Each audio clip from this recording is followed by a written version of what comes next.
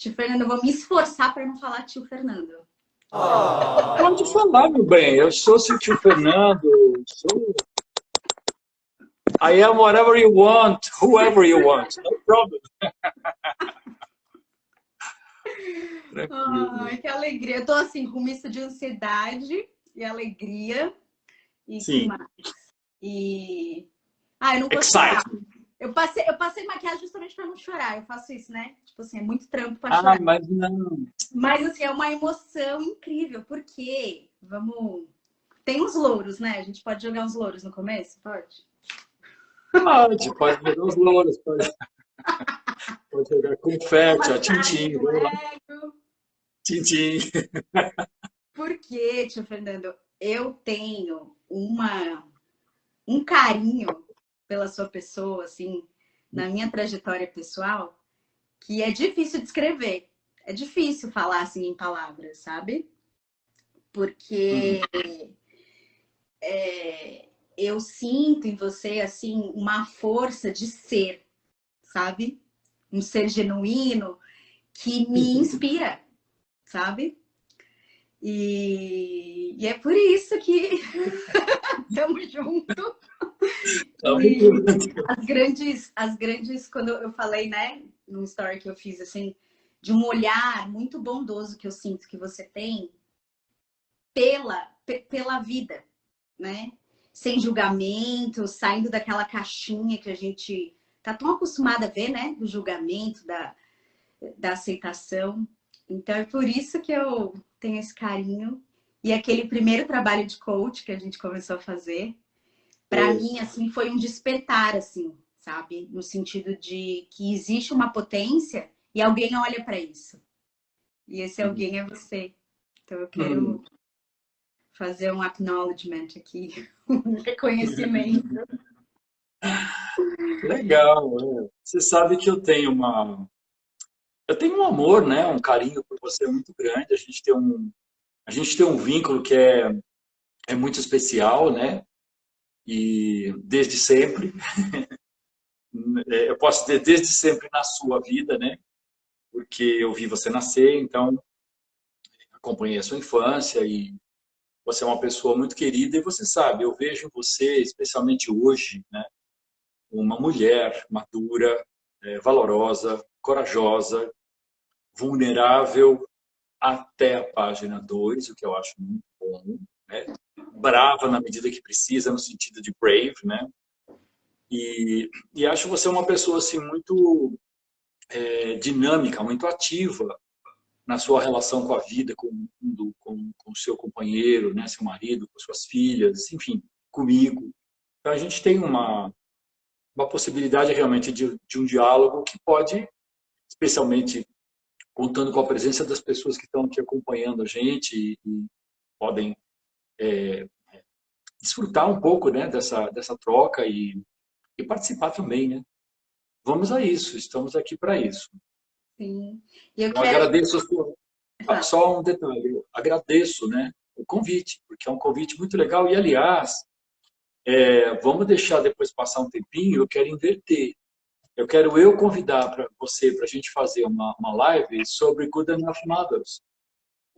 Porque mãe, né, mães e maternidade, gravidez, eu sou apaixonado desde sempre. Tive 3 gestações, né? Eu tive 3 gestações também, então assim, fiquei grávido 3 vezes. Sou um pai meio pai, né? Tem um lado meio mãe também, assim, então vai ser muito legal poder conversar com você sobre isso. Vai marcar mais para frente. Que legal. Nossa, que honra. E eu pensei em começar a live assim, contextualizando um pouco de onde que veio essa ideia nossa, né? Porque eu acho importante as pessoas terem ideia de que a construção de um tema para ser elaborado, ela vem muito do que cada indivíduo percebe de si, né? Então eu sinto que aonde chegamos agora vem de uma construção minha de encontrar esse lugar de mulher que quer exercer o seu lugar por direito e também quer exercer espaços e desbravar espaços que muitas vezes são limitações que eu mesmo me coloco, né? E então, com a sua experiência, assim, enquanto profissional, enquanto ser humano, né? É isso, eu quero que você se abra para trazer esse grande olhar que você tem. E falar um pouco de Hum, você, começar falando um pouco da sua trajetória enquanto profissional também, porque acho que é tá importante. bom. E enquanto pessoa também, o que você sentir aí, a Tá sua bom. lá.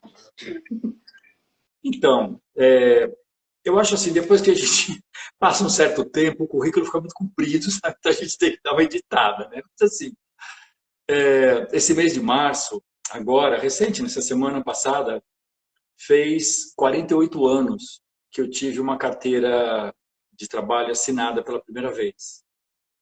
Eu já trabalhava antes, mas não com carteira assinada. Então, assim, são quase 5 décadas convivendo no ambiente profissional, né? Eu comecei como trainee, eu ocupei cargos de direção, trabalho como consultor há muitos anos, como pesquisador de mercado também, na área qualitativa.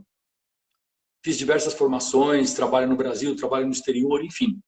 O currículo é meio extenso, mas de toda maneira eu sempre lidei com gente, comigo e com os outros, né?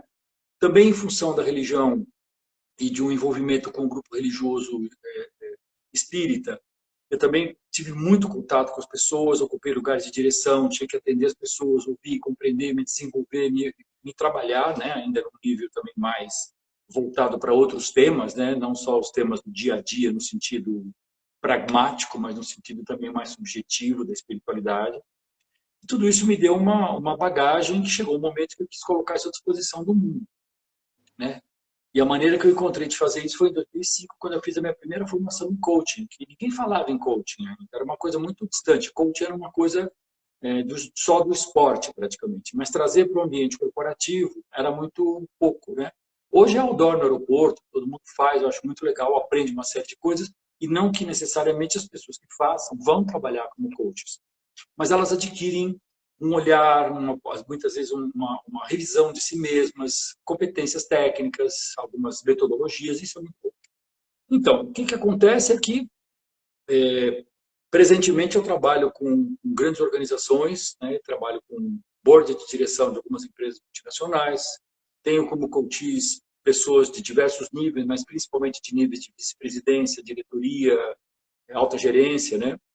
E trabalhei muito na minha vida integrando sempre alguma equipe em diversas posições, seja como liderado, seja como líder. Sempre trabalhei muito com mulheres, né? Sempre trabalhei muito ou para a gente diz ombro a ombro, né? Com as pessoas como par. Trabalhei como liderado e trabalhei como líder, né? E continuo trabalhando como coach, atendendo pessoas executivas, iniciantes de carreira e tal. E dou aula de MBA nessa área de liderança e desenvolvimento das competências de liderança, comunicação, enfim. E tenho muitas alunas também. Então, eu tenho uma abordagem, vamos dizer assim, para esse tema, que é muito rica, mas que, na verdade, começa lá na minha infância. Adoro. Então, porque assim, Conte-me vamos lá. mais sobre isso. Conte-me mais sobre isso. Então, vamos lá. Eu acho que é importante resgatar isso, porque quando a gente começou a tratar desse tema, uma das coisas que me ocorreu, eu falei, escuta, mas quem são as mulheres que me criaram, que me nutriram, que me formaram, né, além da minha mãe? Então, assim, óbvio, tem minha mãe, que era uma grande figura, uma pessoa com alguns defeitos muito interessantes, né, e com muitas qualidades mais interessantes aí. Minha mãe era muito vibrante, muito intensa, assim, às vezes briguenta com as coisas, e tinha um padrão crítico muito elevado, mas, por outro lado, era uma pessoa extremamente leal, muito amiga, prestativa, super, assim, centrada nos valores essenciais de uma família, né? Eu estava fazendo um levantamento e eu pensei, puxa vida, né? As mulheres mais importantes da minha vida estão na minha vida, né? Não só as que eu convivi, mas as que estão na minha vida e que me formaram, estão no meu DNA, né? Então eu fiz um recap, assim, né? Eu trouxe de volta, né? Então, sim, eu estava pensando. A minha avó italiana, ela era do final dos anos 1800. Né? Ela era italiana, veio para o Brasil com 14 anos, aqui ela conheceu meu avô, casou e teve 3 filhos. Minha tia Clara, minha tia Carmen e meu pai. A minha avó mineira era uma indiazinha, ela era descendente de português com índio, casou-se com um alagoano, que era descendente, por sua vez, meu avô era mameluco, ele era descendente de português, índio e negro. Então, o lado da minha mãe, eu sou brasileiro, o lado do meu pai, eu sou italiano. Eu fiz um exame de DNA recentemente, 86% do meu DNA é europeu e 51% italiano. Mas tem o lado da África, que eu adoro, e tem um pouco de judeu também, é muito interessante. Mas, enfim, eu olho essas mulheres, elas tinham um papel muito definido, né? E se eu levar em conta o contexto histórico, se a gente pensar no Brasil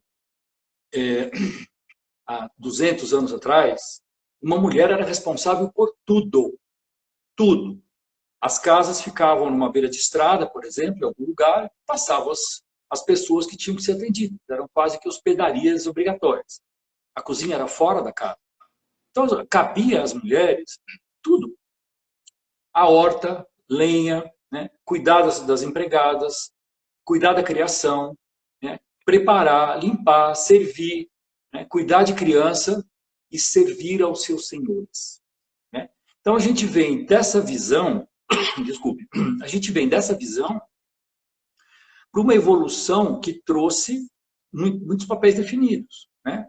Assim como a gente teve, fazendo um parênteses rápido, assim como a gente teve uma evolução de maternidade como um atributo fisiológico para a maternagem, que é outra coisa, que é cuidar de um bebê para que ele não morra, né? Para que ele sobreviva.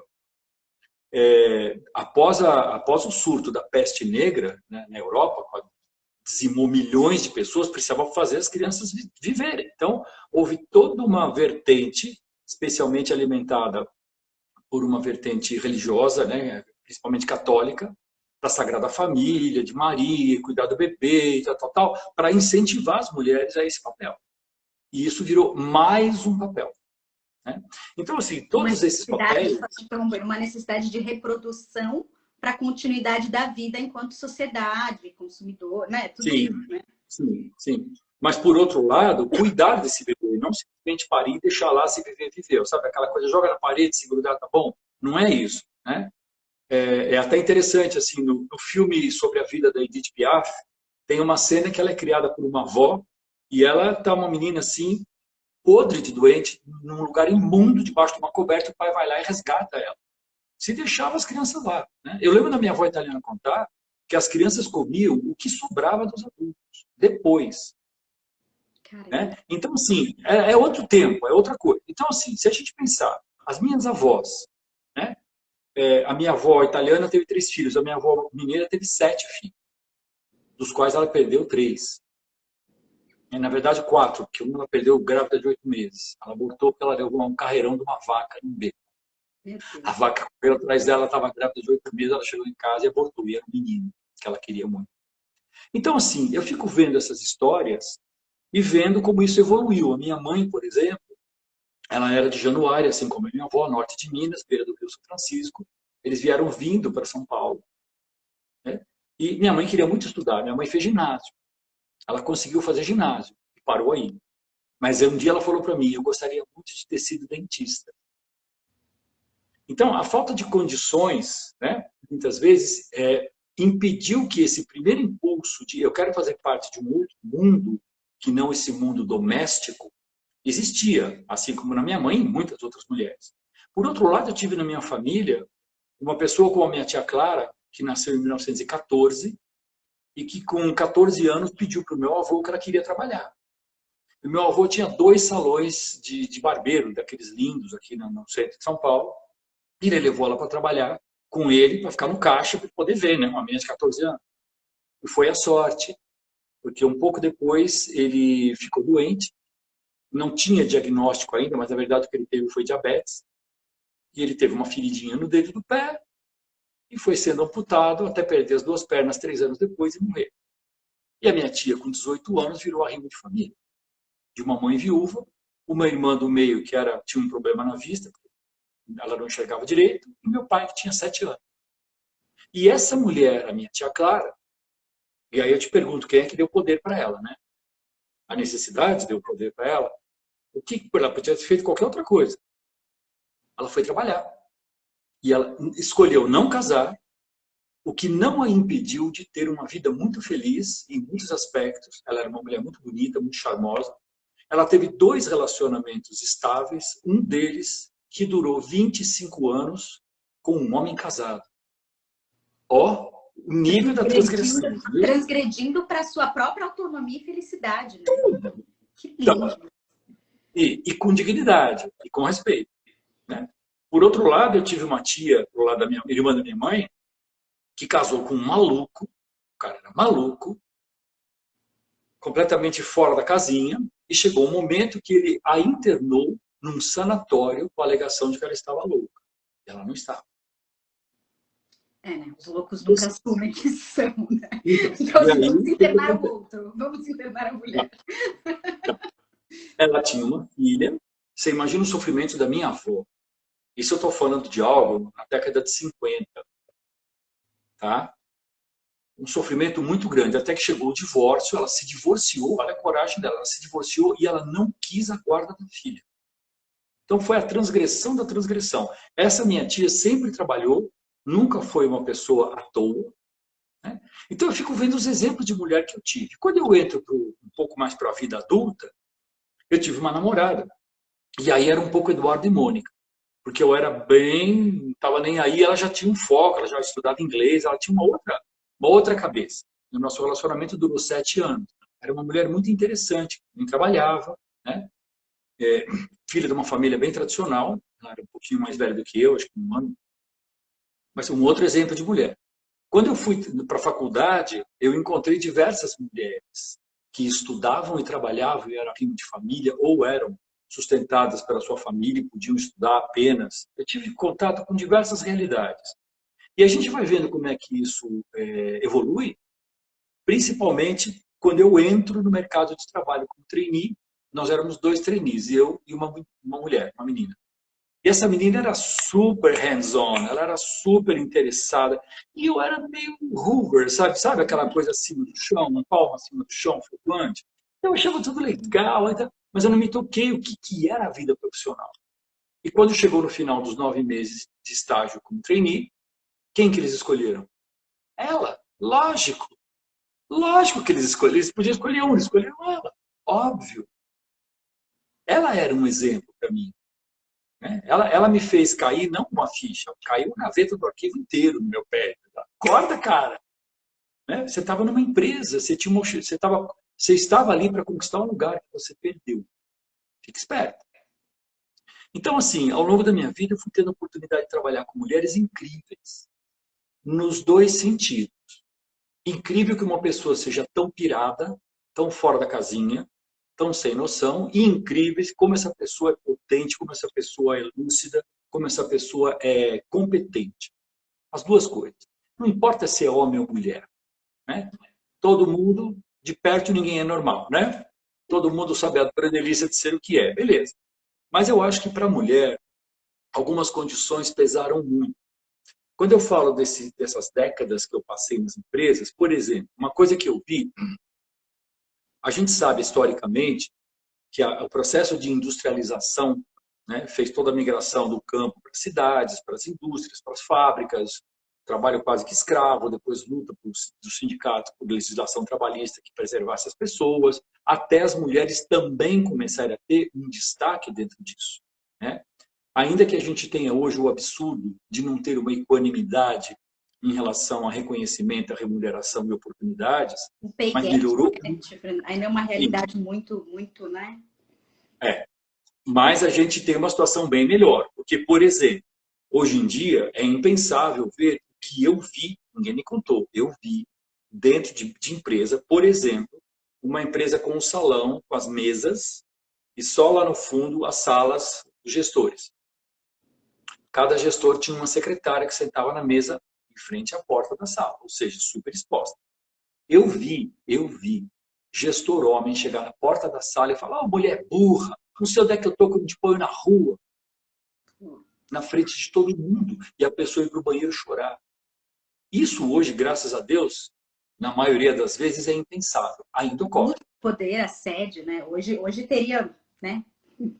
Pois é, mas bem palpáveis, né? Porém, eu tenho alunas que relatam coisas nesse nível, seja de pressão psicológica, de assédio, de desmerecimento, de invalidação, e que elas aguentam porque precisam, o que é horroroso, né? Mas, infelizmente, às vezes ainda acontece. Então, assim, a gente vê a luta das mulheres dentro do mundo corporativo, principalmente, e aí é uma coisa muito legal, em geral, as mulheres são muito mais bem preparadas tecnicamente, academicamente, do que os homens. Porque elas sabem que elas têm que vir com o famoso plus, elas têm que vir com algo a mais. E mesmo assim, às vezes entra na faixa salarial mais embaixo, às vezes entra com uma terminologia de cargo que não é justa com o que ela faz, né? Então, assim, em geral, as mulheres são muito mais dedicadas. A gente está falando genericamente, né? Casos e casos, é óbvio. Mas o que a gente percebe muitas mulheres acumulam, né, uma série de papéis e responsabilidades na vida e mais o papel, né, de uma líder de área, de uma líder de empresa ou de uma colaboradora de uma organização que nem se dá conta do quanto ela é líder. Porque liderança não é cargo. Todos nós somos líderes, né? Das nossas escolhas, da nossa vida, das nossas relações. Por que nós somos líderes? Porque nós exercemos um grau de influência. Liderar é basicamente influenciar. E como é que a gente faz isso? Pela nossa comunicação, pela nossa maneira de nos relacionar, né? A maneira como a gente interage com as pessoas, né? Os nossos silêncios dizem muita coisa, às vezes muito mais do que as falas, né? As atitudes das pessoas. Então, existem mulheres que se dão conta disso. Eu tenho um bode total, quando começa discurso do tipo, porque a mulher precisa ser empoderada. X. Empoderada por quem, se não por ela própria? Quem deu poder para Frida Kahlo ser quem ela era? E ela é. Quem deu poder para Anitta? Quem deu poder para Simone de Beauvoir? Sabe? Quem deu poder para Malala? Fernando, de novo, é você cercear e diminuir o valor daquele ser humano, sendo mulher, né? Vamos empoderar, tá? Então a gente traz o poder de quem? Para colocar nessa pessoa, né? Assim, é realmente muito, eu acho que limitador, né? Quando a gente fala temos que empoderar mulheres, quando elas já vêm com uma natureza potente, né? Pois é. O poder existe um poder que é delas. E aí eu entendo muito uma questão que vai mais para a questão do princípio arquetípico. Todos nós temos em nós, independentemente do gênero, todos nós temos em nós o arquétipo masculino e o arquétipo feminino, o yin e yang, né? Todos nós temos isso. Em algumas pessoas, isso se manifesta mais ou menos, ou até de um jeito equilibrado, a depender da situação e do momento da pessoa. Existe uma questão de personalidade também, existe o meio, existe a história de cada mulher na sua relação com esse poder masculino, como ela foi criada, que pai que ela teve, que irmãos que ela teve, né? Que tipo de bullying ela sofreu ou não. Então, isso tudo impacta. Quando essa mulher chega no ambiente corporativo, isso aconteceu uma coisa muito interessante. No começo da década de 80, houve uma certa onda maior, mais forte, da entrada das mulheres em cargos mais altos, né? Mas o que acontecia? Eram pessoas que meio que elas criaram um tipo. Então, por exemplo, se usava sapato de salto grosso, não muito alto, preto de preferência, meia preta, fumê, saia midi, que era uma saia aqui até o meio da canela, um pouquinho abaixo da canela, né? Tipo tubinho, reta, e em cima um blazer com ombreiras de enchimento, de espuma, em geral jaquetão, trespassado, entendeu? Então era meio que, aspas, uma coisa meio masculina, travestida, né? E aí o que elas faziam? Muita maquiagem, cabelos enormes, joia, unhas pintadas e uma mala de 007. Aquela mala quadradinha. Só tentando visualizar que tô achando o máximo isso. Então, e era mesmo, muito né? A gente pensa nos filmes, tentando pensar sim, assim, no que eu lembro de referências cinematográficas. E é bem real mesmo, né? Tipo, o Diabo Veste Prada. Tô pensando muito em Diabo Veste Prada, sabe? Então, o Diabo Veste Prada já é mais... o Diabo Veste Prada já é mais pra aquela cá, imagem, né? Daquela mulher. Sim. O Diabo Veste Prada já é um pouco mais para cá e ele traz uma questão muito interessante que é o seguinte. A maravilhosa Miranda Priestly é uma das maiores coaches que já se colocou em cinema. Ela é uma coach de porrada, ela é uma coach de pressão. Mas se a gente observar o trabalho que ela faz, apesar da forma como ela faz com a outra, que é uma forma absolutamente opressiva, agressiva, né? Coercitiva, depreciativa, mas ela faz com que a outra chegue ao ponto de virar e falar assim, não, é isso que eu quero para mim, não é com você que eu vou trabalhar. Eu aprendi, cheguei a fazer, mas eu não quero. Isso é maravilhoso, porque é uma escolha consciente, não é uma escolha de uma desertora, é uma escolha de quem está lúcido e fala, ok, entendi, sei fazer, não quero não. Joga o celular, o chafariz e vou embora, entendeu? É muito legal. Então, assim, mulheres ocupando lugares nas organizações, muitas vezes, derivaram, por exemplo, para uma postura ou subserviente, né? Faremos tudo que seu mestre mandar, ou por uma postura de tolerar abusos, inclusive sexuais, para conseguir se manter ou evoluir na carreira, tá? Ou elas adquiriram uma questão que é uma questão de eu tenho que ser agressiva, porque a referência que eu tenho do poder masculino é um poder agressivo, é um poder ariano, é um poder belicoso, é um poder com a espada na mão, a espada que eu não tenho. Competitivo, né? Fálico, dentro de um lugar. Então, isso. Como diria o Erasmo Carlos naquela música dele, né? Procura a espada do seu salvador, né? Ele faz uma brincadeira com isso, mas é exatamente isso. Então, assim, isso levou algumas pessoas, algumas mulheres, que eu acho desnecessariamente, para uma postura de nós contra eles. Né? Homens não passarão, sabe? É uma coisa que não funciona. Assim como não funciona homens desprezarem as mulheres ou usarem as mulheres para algumas utilidades, né? São seres humanos. A diferenciação de gênero, ela existe. Os papéis estão aí, infelizmente, muito introjetados, muito arraigados, mas eles são só papéis. Assume quem quer. Né? E pode assumir o papel e viver do seu jeito. Por exemplo, eu olho você, você é uma mãe num país estrangeiro, com 2 filhas pequenas, que dá conta do marido, que dá conta de uma carreira. Você está vivendo o papel da dona de casa até a página 2. Entendeu? Mas do seu jeito. Isso não te anula nas outras dimensões, como uma intelectual, como uma pesquisadora, como uma cientista dentro da sua área, né? Uma pessoa que estuda, que desenvolve, que contribui, que interage. Então, não, mas ela é uma dona de casa. X, que ótimo. Cara. Alguém tem que ser o dono da casa. Que bom, né? Sim. Então, eu tiro um outro lado disso, Analisa, que aí eu vou voltar a usar a minha referência. Eu fui criado com... Meu irmão é 4 anos mais velho e eu tenho uma irmã 7 anos mais nova. Então, minha mãe ficou alguns anos só comigo e com meu irmão, num apartamento de 2 dormitórios. O que a minha mãe tinha de eletrodomésticos era uma enceradeira e um liquidificador. Só.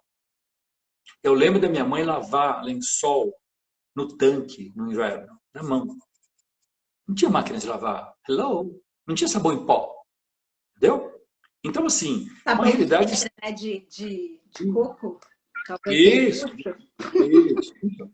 Então, assim, a evolução da tecnologia, assim como dos costumes, foi liberando a mulher de uma série de funções. Eu te pergunto, quem é que elogia uma mulher porque ela descasca bem batata?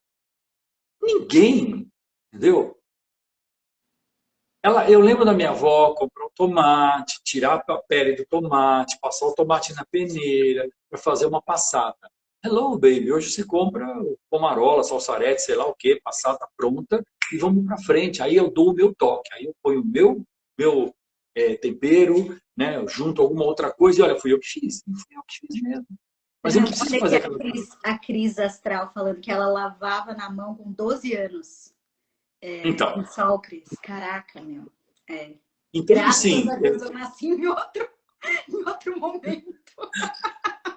A minha mãe falava assim para mim, primeiro, aprende a fazer que vocês não vão deixar de ser homem. Aprende a fazer. A Diana escreveu justamente isso, mas os homens, as pessoas elogiam, né? Que é justamente nesse contexto que você está trazendo, né? Então eu aprendi a fazer.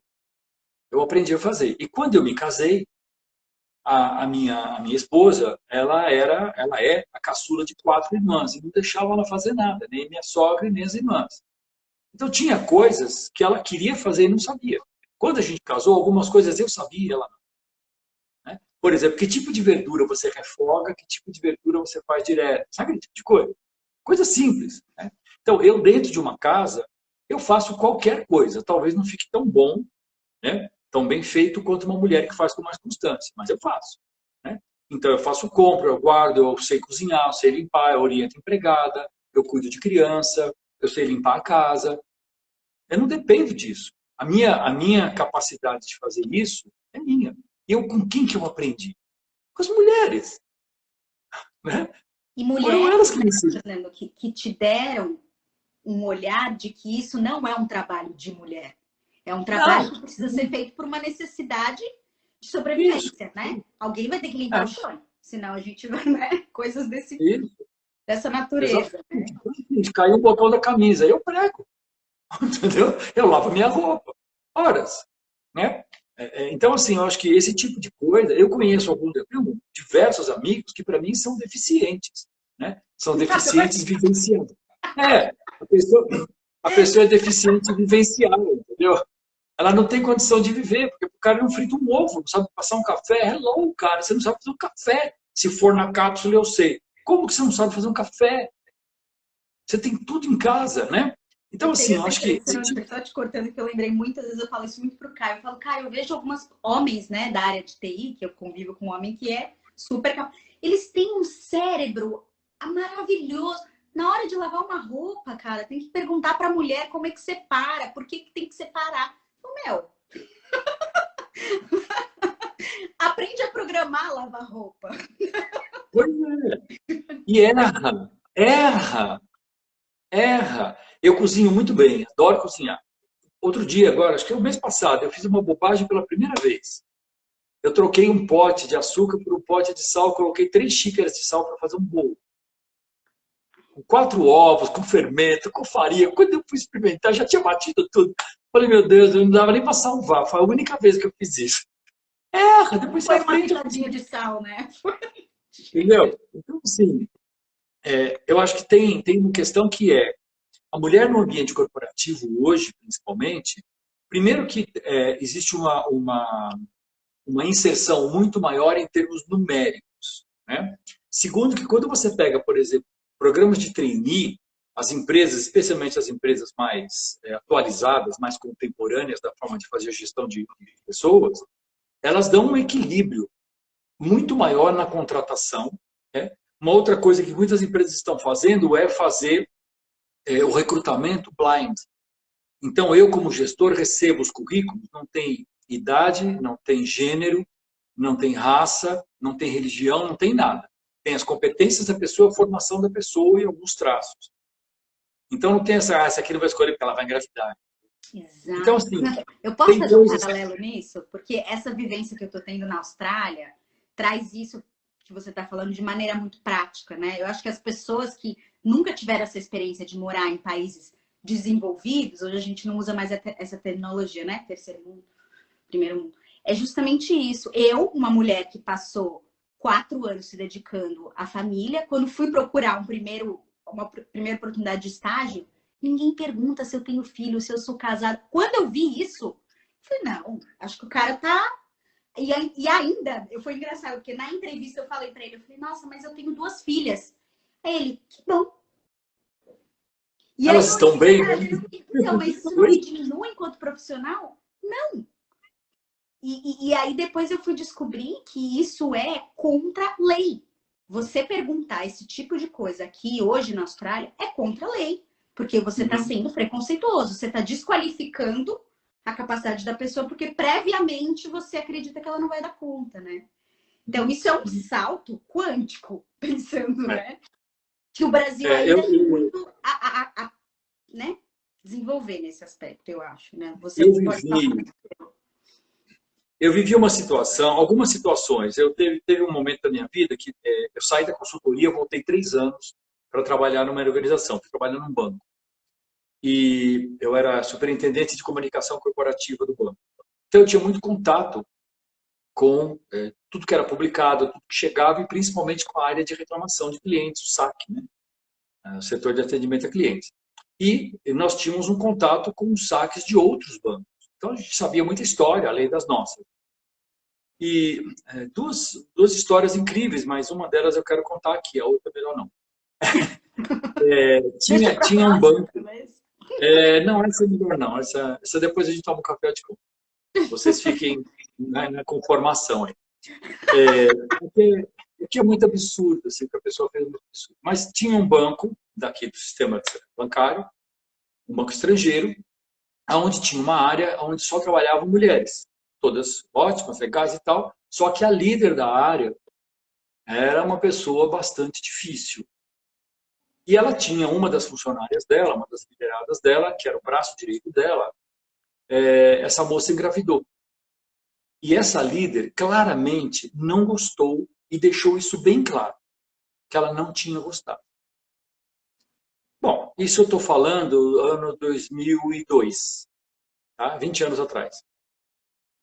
Tudo bem, a coisa foi sendo tocada, mas se sabia que aquela moça em algum momento ia ter licença maternidade.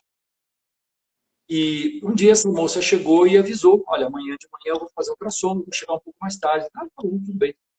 E ela foi fazer ultrassom. No dia seguinte, quando ela chegou na área, você imagina uma área, as pessoas todas lá, a líder da mesa dela virou para ela e falou assim, e aí, ainda está vivo?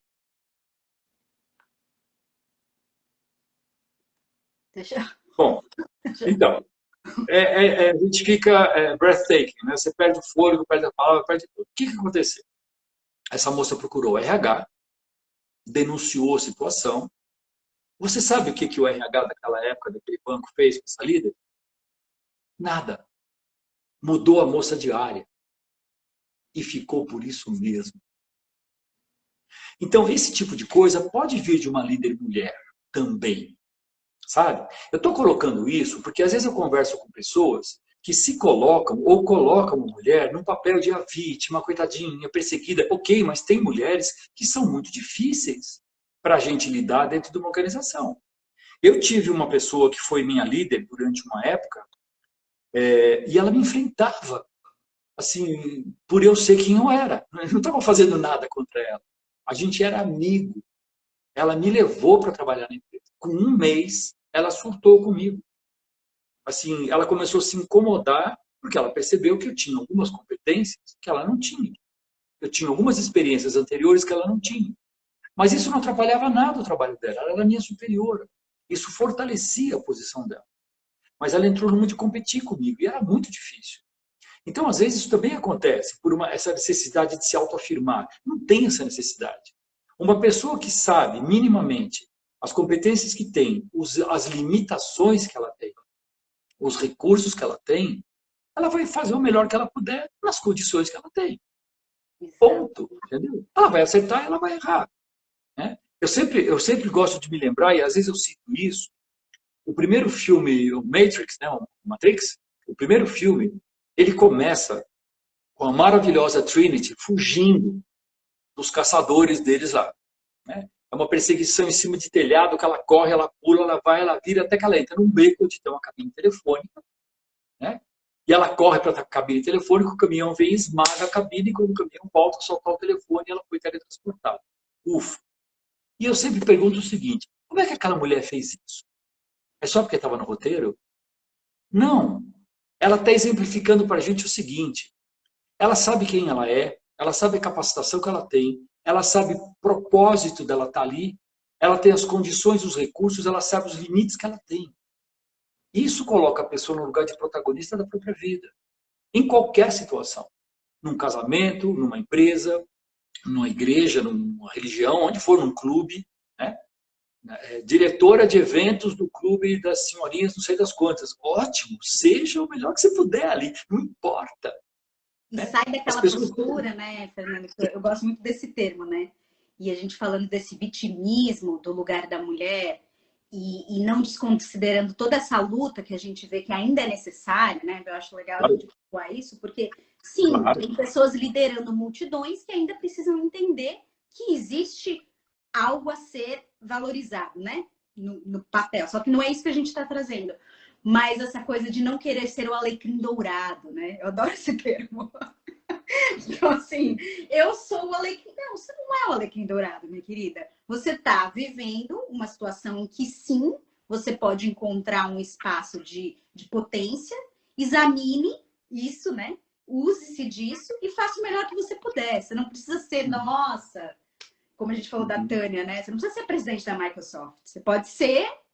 E aí a necessidade de competitividade diminui quando você encontra esse lugar, né? Quando você sai desse lugar de Eu nossa. acho que tem um aspecto que é assim, na origem, né, da palavra, competire, o sentido é vencer junto. Se você pegar no esporte, eu sou nadador e você é nadador. Eu vou competir com você, não contra você. Sabendo que você está muito bem preparada, isso vai me incentivar a me preparar muito bem para ser tão bom ou melhor que você. E um dos dois, os centésimos de segundo, vai ganhar. É só isso. Eu não dou uma facada em você debaixo d'água para te tirar da competição. Eu não passo o pé no corredor que está do meu lado. Entendeu? E a Então, assim, a presença dele competição. impulsiona, né? A presença da pessoa que Isso. impulsiona você querer ir para frente, né? Isso. Não é um drawback, né? Não é um Não, drawback. não, não. Então, assim, eu acho que o que as pessoas assimilaram muito, e acho que aí a cultura, principalmente norte-americana, né, propôs isso e vendeu isso muito bem, principalmente através da indústria cinematográfica, né, é que nós vamos dizimar os índios, os búfalos não passarão, vai matar os búfalos todos, entendeu? O Rambo. Então, assim, se você pegar as estratégias da década de 80 de marketing, era tudo guerra. Competição no sentido de vamos destruir a concorrência. Você destrói a concorrência, você acaba com o mercado. Extermínio, né? É, Extermínio. é uma coisa predatória. Então, isso, de uma certa maneira, ficou. E aí, quando uma mulher se coloca em comparação contra, ferrou. Você pode se comparar para ter um parâmetro de melhorar, de piorar, de sei lá o quê, mas não para destruir. Né? Que é o que eu falo, que às vezes vai para um radicalismo que não faz sentido, que não precisa. Né? Hoje a gente está valorizando muito, cada vez mais, as pessoas que sabem construir relações sustentáveis, de cooperação. Né? A gente coopera entre nós e compete contra as adversidades. Mas entre nós a gente coopera. Volta para o esporte. Olha um time de vôlei. Né? Olha as meninas do vôlei. Adoro a Ninguém fica Jaqueline, bravo. toda aquela Então, mulher. Que é aquela mulher? ninguém fica bravo uma com a outra porque ela gritou, vai, sobe, bate. Não tem, ela gritou comigo. Não tem isso, entendeu? Porque elas estão buscando ponto para o time. Quando alguém marca um ponto, o ponto é do time. Quem marcou foi a Jaque, mas o ponto é do time. Tanto que vai lá, todo mundo cumprimenta. Né? Então, assim, buscar um objetivo maior nesse momento, eu acho que para as mulheres, especialmente nas corporações, não é se unir contra homens ou contra o status quo. O status quo é o status quo. Faça o seu melhor que você comece a influenciar o lugar que você está, o ambiente que você está, a cultura que você está ali naquela área, daquela empresa, e isso começa a ter um spread out, né? Isso começa a se espalhar, começa a disseminar. Né? Você falou da Tânia Consentini, é uma pessoa que eu tenho o privilégio de trabalhar com ela e com os vice-presidentes e diretores da Microsoft. Essa semana agora, nós tivemos um workshop que a gente tem mensal e dessa vez foi presencial. A Tânia é uma pessoa absolutamente incrível. Ela não é nem um pouco estrela, entendeu? Ela é uma pessoa que tem uma baita de uma preparação, super capacitação, fala dos erros, dos acertos dela, troca, ouve, pede feedback, entendeu? Extremamente atenta aos procedimentos, aos princípios, às normas de um mercado, de uma empresa, né? E uma pessoa verídica. Ela é o que ela é. Você Entendeu? sabe que Então, um dos assim, hobbies dela, eu estava vendo aqueles vídeos, é dança de salão, né? E aí a entrevistadora pergunta para ela, né? Uma entrevistadora do CNN, fala assim para ela: por que que você faz isso? Ela falou: porque todo mundo precisa de uma válvula de escape. A minha válvula de escape é a dança e meus cachorros. Cara, eu achei aquilo fantástico. e a Hoje, o yoga. presidente, né, de uma empresa multinacional como a Microsoft poder dizer que ela precisa dessa válvula. Então, o espaço de vulnerabilidade reconhecido por parte dela é o que a torna uma líder também, né? E eu Porque tive foi bom falar nisso, porque eu lembrei de uma coisa. Eu tive o privilégio de uns anos atrás, em 2007 a 2008, eu fiz um trabalho junto com duas outras coaches, mulheres. Nós fizemos um trabalho para uma multinacional norte-americana da área de tecnologia, que tinha uma hipótese de eles queriam entender por que as mulheres não chegavam a cargos de direção na empresa. Eles tinham uma hipótese que a empresa tinha uma cultura machista que barrava, mas eles não tinham certeza. Então, nós, em 3 coaches, nós ficamos com 8 coaches, cada um de nós, mulheres de idades diferentes, posições hierárquicas na empresa diferentes, experiências de vida diferentes, e fizemos um processo de coaching com elas, e depois fizemos um wrap-up de tudo para ver o que vinha. E sabe o que nós descobrimos? Por que aquelas mulheres não chegavam nos cargos de direção? Porque elas não queriam. Porque a cultura da empresa era absolutamente invasiva, absurda. E a pessoa falava assim, eu não quero trabalhar 16 horas por dia e ter um câncer na mama, entendeu? Porque eu me acabei, não tive tempo de cuidar da minha vida, ou fiquei cheia de culpa, ou tenho que me entupir de remédios. Eu não quero isso. Teve um evento, uma das minhas coaches, ela era uma assistente, um cargo que foi criado pelo presidente para atender a ele. Portanto, quando saísse aquele presidente, ela era o quê? Qual era a destinação dela? tipo uma assistente secretária de luxo, seria isso, assim? Não, ela era mais do que não era uma secretária, ela era uma assistente mais para os assuntos estratégicos, coordenação de relações, de agenda, de uma série de coisas. Mas era um cargo que ele criou para ele. E o dia que ele saísse da posição? O que ia virar a carreira dela, entendeu? Essa moça tinha por volta dos 33, 34 anos, casada, sem filhos, e aí ela me contou uma situação que aconteceu. Teve um evento no Brasil e a vice-presidente de RH global estava no evento. E ela, toda meiga, toda social, foi lá conversar com a pessoa. E estava lá conversando com a pessoa, que era uma mulher, assim, o poder encarnado. A Miranda Priestley da empresa lá. Sou assim. E aí ela perguntou uma hora para a pessoa, falou assim, então, como é que você trabalha, né? Como é que você faz o equilíbrio, o seu work-life balance? Você sabe o que a mulher respondeu para ela? Okay. There's no work-life balance, there's work. Só tem trabalho, não tem work-life balance, só tem trabalho. E nesse momento, para essa moça, a ficha caiu para ela virar e falar, não é isso que eu quero. Que é, de uma certa maneira, a mesma situação da personagem da Anne Hathaway. Né? Tipo assim, saquei, Posso dar não. uma contribuição pessoal para isso também, Fernando? Porque quando eu engravidei do meu primeiro filho, eu estava nessa pegada assim, no corporativo, né? Salve a Dona Laci, que para mim é uma admiração que eu tenho pelos lugares que ela ocupou, que sim, transgrediu muitas na época, né? Uma engenheira. Então, assim, eu tinha esse olhar de que a mulher ocupar um lugar dentro de uma corporação era o ápice. Mas quando eu engravidei, eu comecei a entender que, infelizmente, ainda existem limitações. E naquela época, 2010, eu, uma profissional, estava para me formar no Mackenzie, né? Psicóloga, voltada para o setor de RH. Eu fiz o primeiro estágio de RH na Volkswagen. Cara, eu cheguei lá, eu juro, eu entendi o que era esse poder bélico lá, sabe? Eu com uma barriga de 9 meses, subindo e descendo porque aquilo é uma cidade, né? É uma cidade de aço, né? Você entra lá e tal. E eu vi outras mulheres ocupando lugares altos de liderança. E eu falava, cara, eu não sei se eu dou conta. Não que isso seja um problema, mas naquele momento, para mim, era uma questão que não tinha como competir. Eu quero criar meu filho sem esse estresse, né? Então, isso que você falou para mim ressoa muito com a minha experiência, porque foi nesse momento que eu entendi que o mundo corporativo, naquele momento, não era para mim. Não que não seja um dia, né? Mas nesse momento eu falei, cara, é delicado, porque aí você tem que ter toda uma rede de apoio, e aí a gente falando historicamente que não é, né, uma realidade, né? Não tem, assim, creches de qualidade, espaços. Hoje a gente tem a Natura, por exemplo, né? Que é uma empresa que você entende que faz um pouco disso, não? Adoro essa cabecinha. Converse com pessoas que já trabalharam lá e saíram. Não é tudo isso. É maravilhosa. É uma empresa incrível. Especialmente os 3 fundadores que hoje estão no conselho de administração são pessoas absolutamente admiráveis, mas tem leituras e leituras. Eles criaram um ambiente, né, uma maneira de ser, né, que é incrível, mas nem todo mundo se adapta também, né?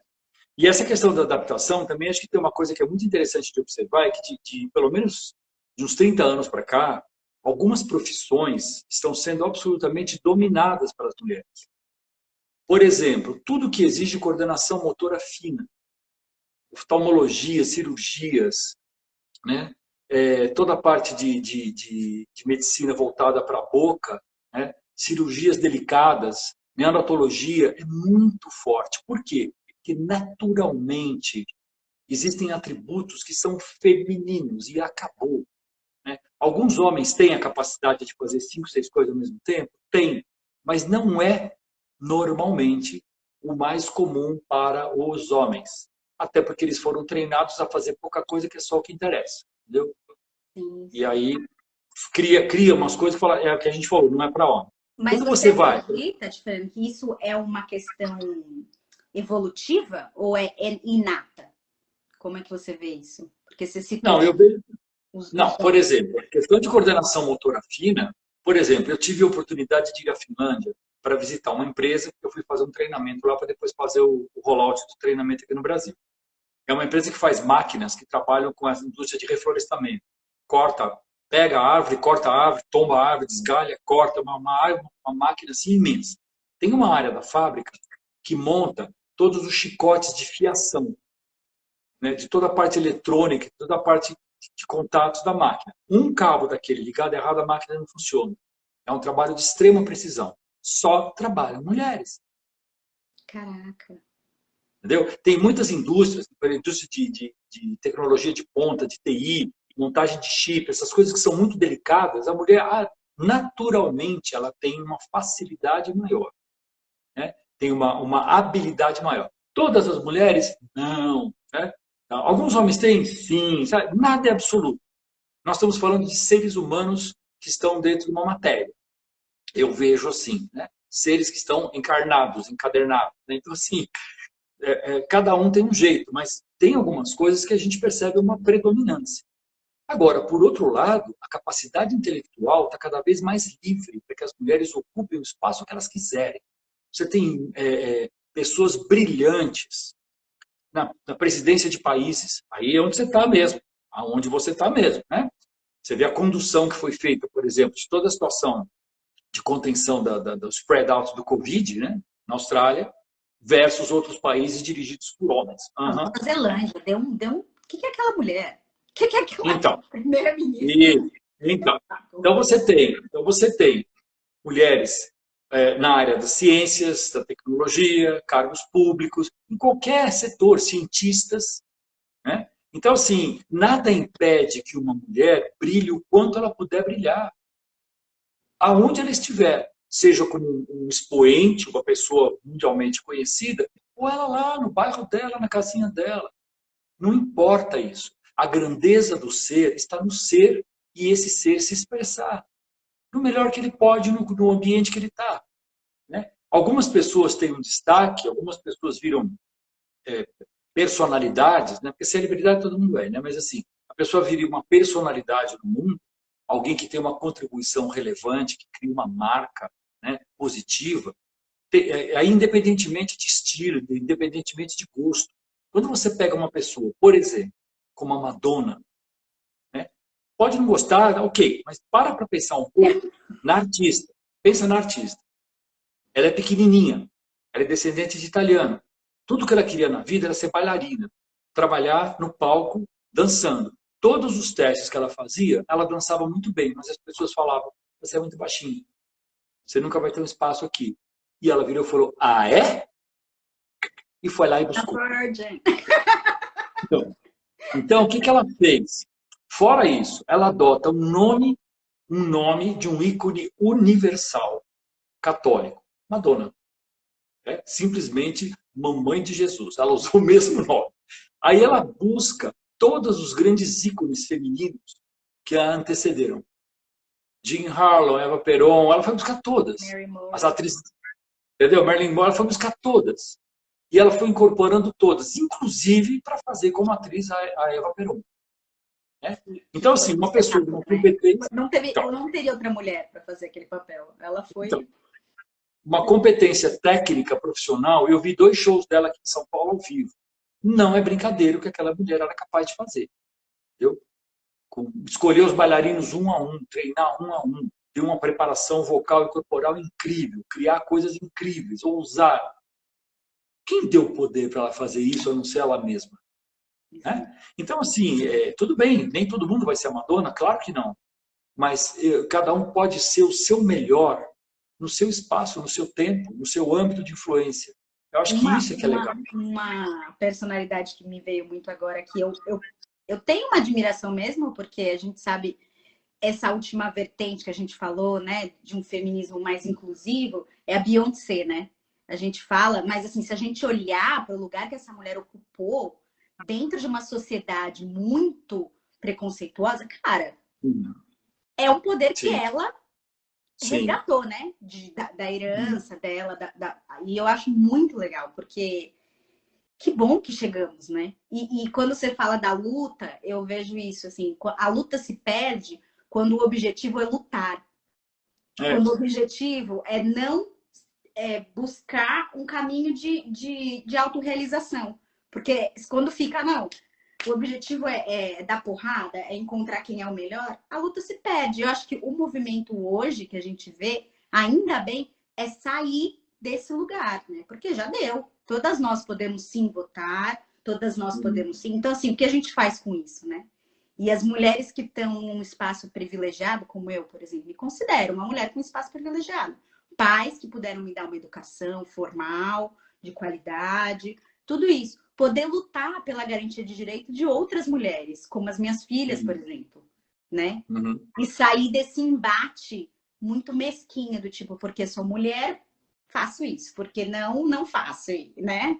Isso que eu acho que isso que você está colocando é muito importante, porque a gente tem que pensar também que, vamos dizer assim, dentro da categoria mulheres, existem mulheres que não estão nem aí para isso. Tem mulheres que, de uma certa maneira, a meu ver, como homem, desmerecem o lugar da mulher. Porque ou se expõe de um jeito que não é necessário, ou se coloca num papel que não é legal, né? Vendem uma imagem, muitas vezes, vulgar até, sabe? Uma imagem que deprecia a própria mulher que ela é e que outras são. Né? Eu lembro que eu fui fazer uma vez um trabalho em Natal e fomos num lugar lá e estava tendo uma apresentação de crianças para a televisão fazer um programa. E não eram crianças, eram mulherzinhas, eram menininhas de 6, 7 anos, travestidas de vedetezinhas, todas pintadas, com cílio, com sapato alto. Cadê as crianças? Sabe? Então, assim, às vezes tem um desserviço que a própria mulher presta para suas filhas, entendeu? Para outras mulheres. A gente sabe disso. Tem muitas pessoas que, infelizmente, buscam, através dos atributos femininos, que são maravilhosos, né? Tem uma série de recursos, buscam uma sedução e um posicionamento da mulher que, ok, pode existir, não tem problema, mas, assim, só isso, para uma mulher, é muito pouco. Exato. Vira um objeto, entendeu? Vira um objeto. Então, vamos dizer assim, joga contra a classe, né? Joga contra a categoria, sabe? Não tem problema que uma mulher mostre o corpo, seja gostosa, não tem problema nenhum isso. Entendeu? Mas, assim, para mim, tem um limite para manter uma dignidade, para ser respeitada também. Eu acho que isso é uma coisa importante. Né? Às vezes eu vejo uns discursos de assim, não vou sair pelado e ninguém vai mexer comigo. Oi, fofo. Nesse mundo que nós estamos, é perigoso. Você pode fazer? Pode. Você teria o direito? Teria, mas tem gente que não vai te dar esse direito. Então, se cuida. E aí entra muito aquela coisa da inteligência emocional, né? Que eu vejo que é um trabalho muito do coach, é um trabalho da psicologia, porque a mulher que vive num lugar muito infantilizado, né? Esse é um trabalho que eu faço comigo e com algumas clientes que eu tenho, assim, vamos sair desse lugar de menina mimada ou de menina. Não, somos mulheres que vivemos num mundo que tem suas limitações. E como Sim. posso me colocar enquanto mulher adulta, né? Considerando um mundo que não sou eu que escolho, né? Aí a gente. Eu acho que tem a menina e tem também, muitas vezes, a adolescente rebelde. Vou sim, vou fazer sim, e ninguém manda, entendeu? E aí se expõe a riscos desnecessários. Eu lembro de uma moça que, às vezes eu leio, mas eu não leio muito, porque eu fico muito impressionado e me comove, sabe? Eu lembro da história de uma moça linda, uma moça bonita pra caramba, né? Um belo de um corpo, foi ficar numa pousada, numa beira de praia, entendeu? E resolveu fazer uma caminhada na beira da praia, lá no meio do mato, sozinha, ela, o celular de tênis e biquíni. Oi, oi, entendeu? O corpo foi encontrado não sei quantos dias depois, ela morreu sufocada com a própria calcinha. Para que se expor a isso? Vai com alguém, entendeu? Não sei, não se exponha. Ah, mas eu tenho direito. Claro que você tem o direito. Mas tem gente que não respeita esse direito. Tem gente Ainda que não que temos respeita. uma civilização muito primitiva, né? Em termos de. A gente... Pois é. Tio Fernando, Então, já assim, o deu 60 minutos de live. que eu vou fazer? A gente gosta de conversar, a gente precisa pode mais. marcar um Parece que outro passou dia. 5 minutos. Que incrível isso! Ó, deixa eu só ler uns comentários aqui. Vocês conhecem a série de livros História de Ninar? Eu conheço, a Diana, olha que legal. Que honra ter a Diana aqui com a gente. Sim, conheço. Algumas pessoas entrando agora. O Instagram, Fernando, ele faz isso, né? Às vezes ele deixa estender o período e às vezes não. Como eu quero muito gravar, porque assim, eu tô estarrecida com a quantidade de insights, assim, e do seu lugar enquanto profissional, homem, pai, né? Eu acho legal colocar isso Tem mais uma uma filha. vez. Que você tem uma filha e me admira muito. Você puder falar agora nessa conclusão desse lugar de pai que é um lugar de responsabilidade, né? De criar uma mulher. A minha primeira filha, a minha esposa, teve pré-eclâmpsia no início do 6º mês e contra todos os prognósticos o bebê nasceu vivo e morreu 13 horas depois. E eu tive que fazer todo o ritual. Registro, faz óbito, crematório, etc. Foi uma coisa muito devastadora.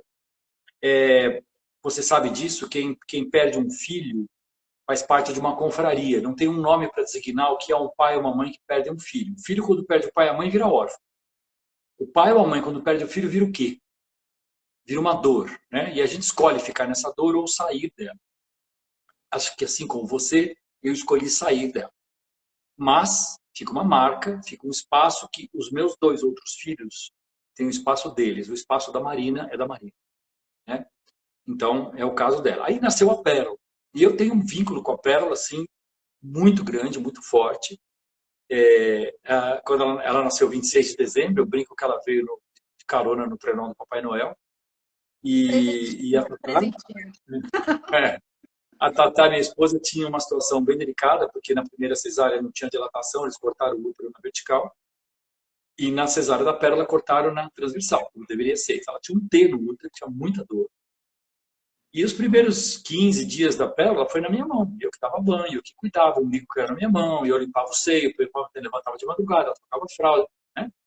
E primeira papinha, primeiro suquinho, primeiro banho de sol, primeiro banho de mar, foi tudo comigo. E a gente tem um vínculo muito grande, uma liberdade muito grande, ela é muito minha amiga. É uma coisa muito legal isso. O Davi é uma outra pegada, né? Veio depois, 2 anos depois, é um menino, é outra história, a minha relação com ele e ele comigo.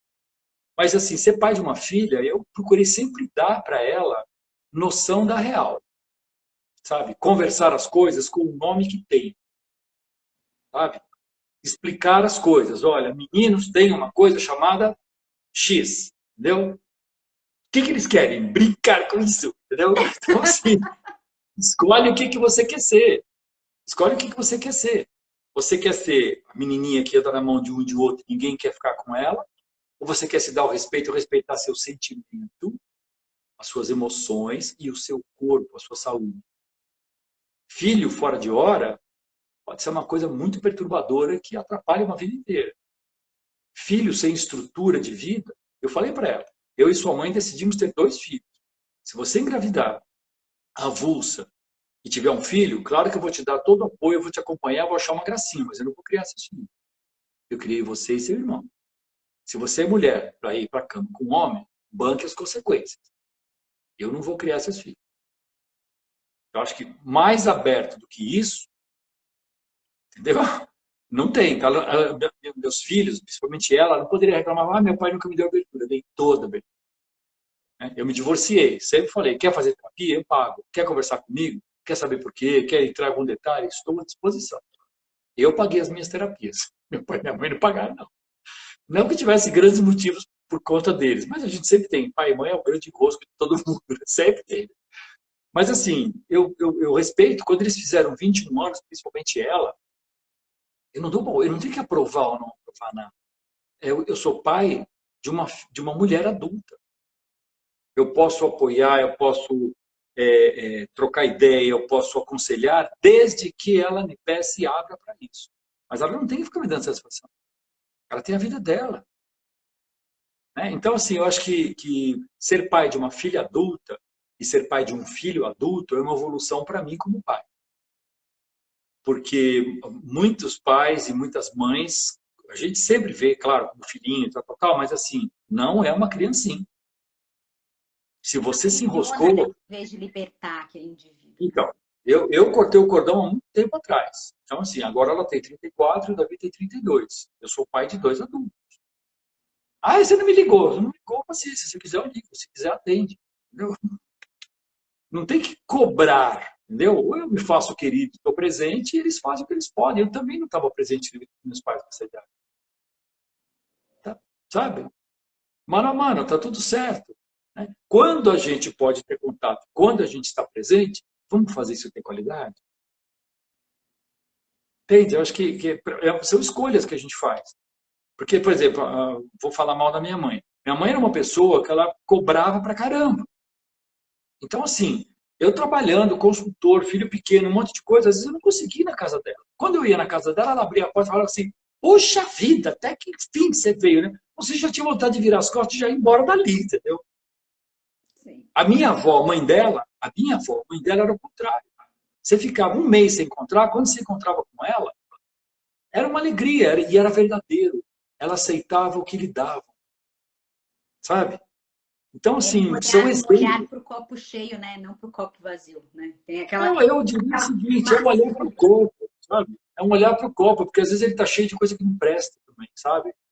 Eu acho que é um olhar para o copo. O que eu quero pôr nesse copo? Qual é o conteúdo do copo? Isso é uma escolha minha. Eu vou encher o copo com o quê?